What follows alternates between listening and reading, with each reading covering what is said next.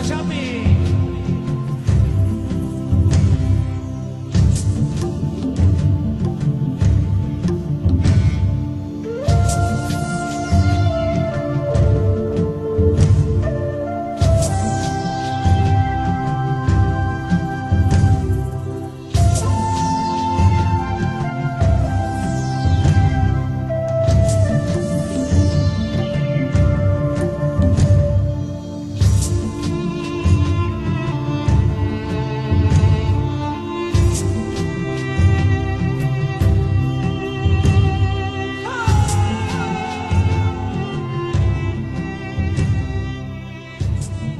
So tonight I just want to cover, firstly, and in particular, the refinement of the ecclesiastical deed process in light of some absolutely astounding research that has come through United Kingdom, which proves without a shadow of a doubt that slavery is not just alive, but slavery has never been in better shape than it is today.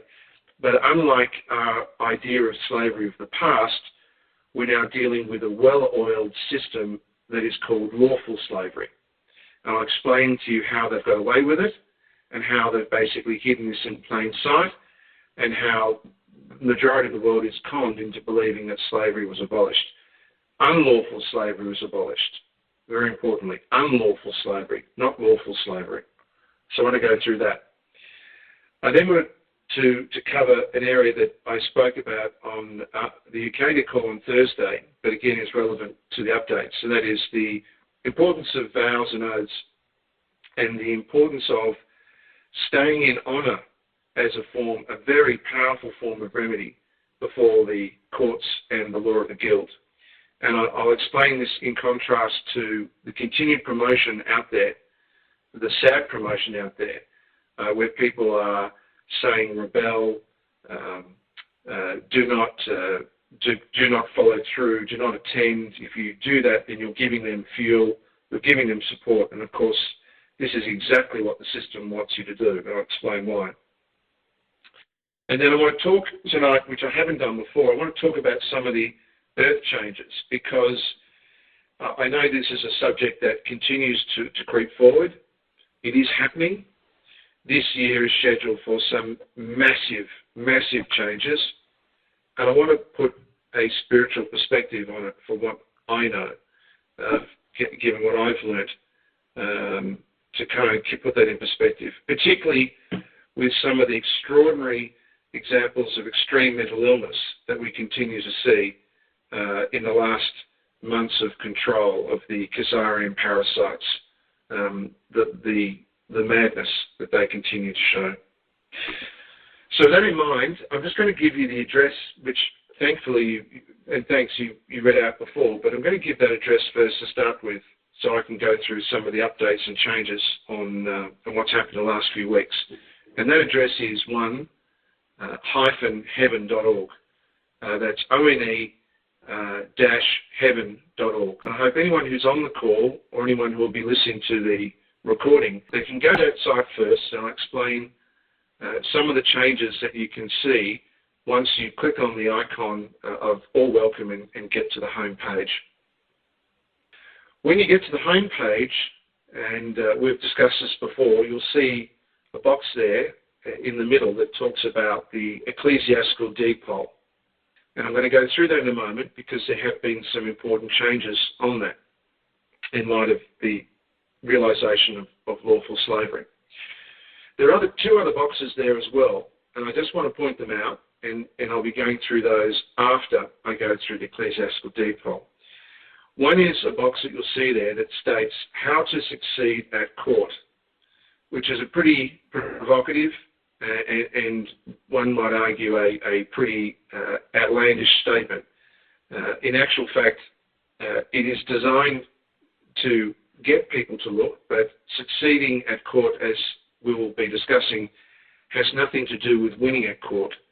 Winning at court is the game which they control with a deck of cards that they have weighted, and the chance of winning at court requires an enormous number of variables to fall into place.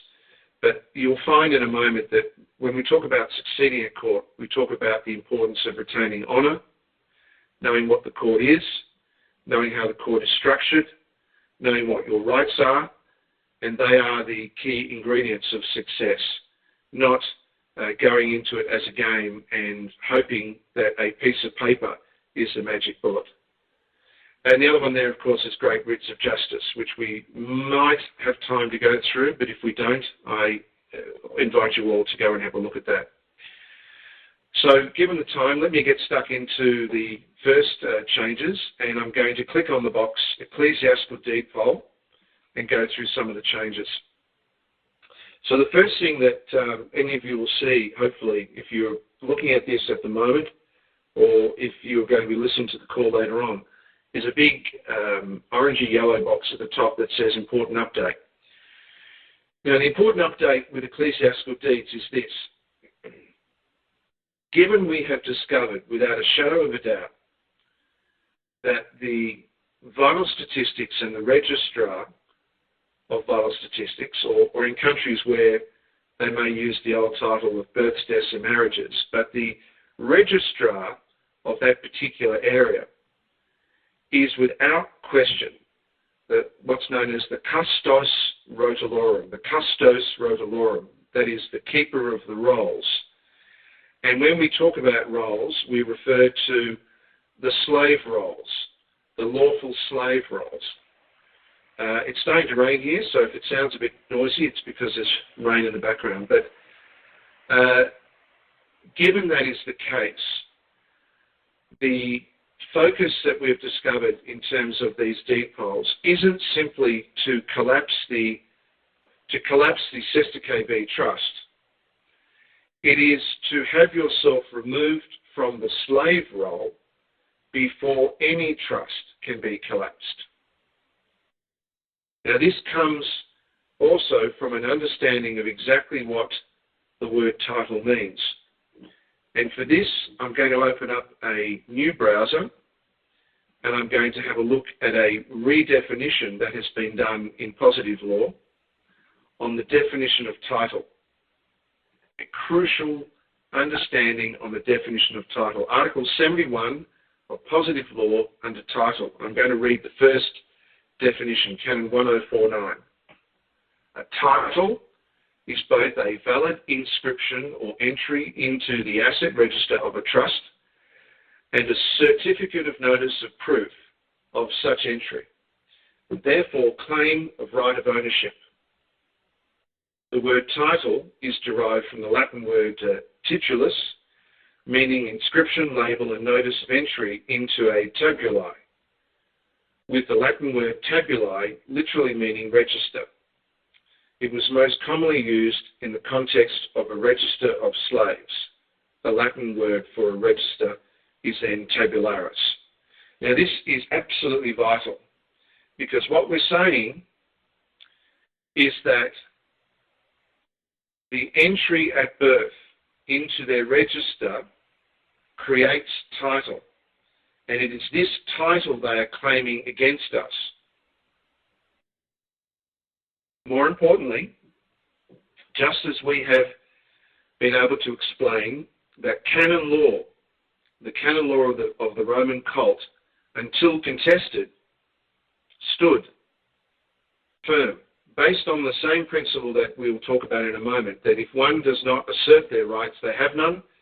Take that into reverse. If one does not contest the canon law of the Roman cult, then it is the canon of the world, the rule of law, the norm, the standard. Similarly, if we do not contest their title with superior title, then there is no lawful mechanism to defeat them. There is none. A claim of right will bounce off like sticks being thrown at the armour of a tank. It will do nothing to change them. Claiming that I am living flesh does nothing. Ordering them to close the Sesta KBs does nothing. Unless we contest their title is uncontested. And this is a realization that has come as a result of now firmly and unequivocally knowing that we are all treated as lawful slaves. So with that in mind, I hope this is made clear to everyone on the call. With that in mind, the focus now is on the registrar first and not necessarily the courts. Now, as far as going to court and using an EDP, it does not mean, I repeat that, it does not mean that anything anyone has previously done is wrong.